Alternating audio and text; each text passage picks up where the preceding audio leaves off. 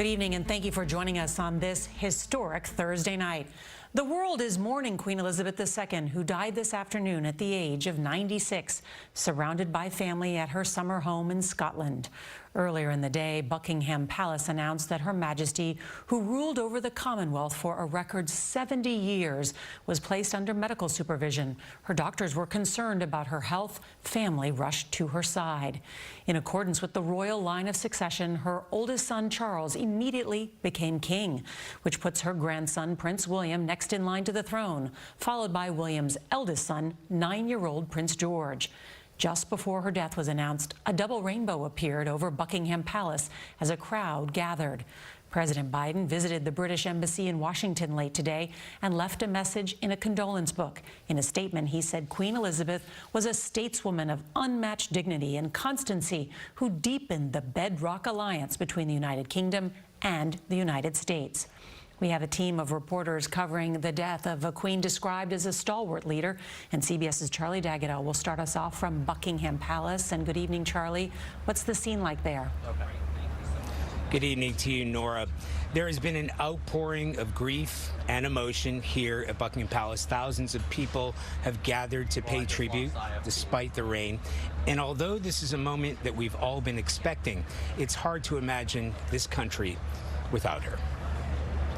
The official notice hung on the gates of Buckingham Palace in accordance with royal protocol. The Queen died peacefully in Balmoral this afternoon.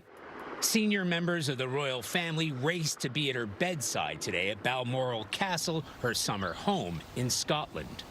Prince Charles, now King Charles, was already there. Her grandson, Prince William, who came without Kate, and the Queen's other children made their way to the royal residence. Prince Harry traveled by himself and came later. Meghan remained behind in London. On the Queen's death, His Majesty, King Charles III, issued the statement, "We mourn profoundly the passing of a cherished sovereign and a much-loved mother." The new Prime Minister, Liz Truss, said the country is devastated. Queen Elizabeth II was the rock on which modern Britain was built. The Queen was last pictured meeting with the Prime Minister on Tuesday and standing on her own, smiling by the fire, cane in hand. The 96-year-old monarch was hospitalized last October, suffering from what the palace called episodic mobility problems, forced to cut back on most public engagements since, only appearing at a few of the events during her Platinum Jubilee, marking 70 years on the throne. She has slowed down considerably, appearing more frail in recent weeks with a significant weight loss.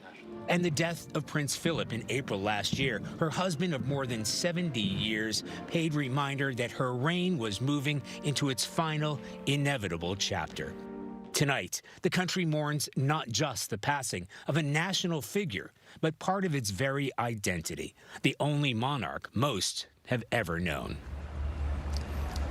Now, the Queen is expected to remain in Scotland through the weekend before she's brought down here. King Charles will make his first televised address tomorrow and finalize the plans for his mother's funeral. Nora? Charlie D'Agata outside Buckingham Palace. Thank you.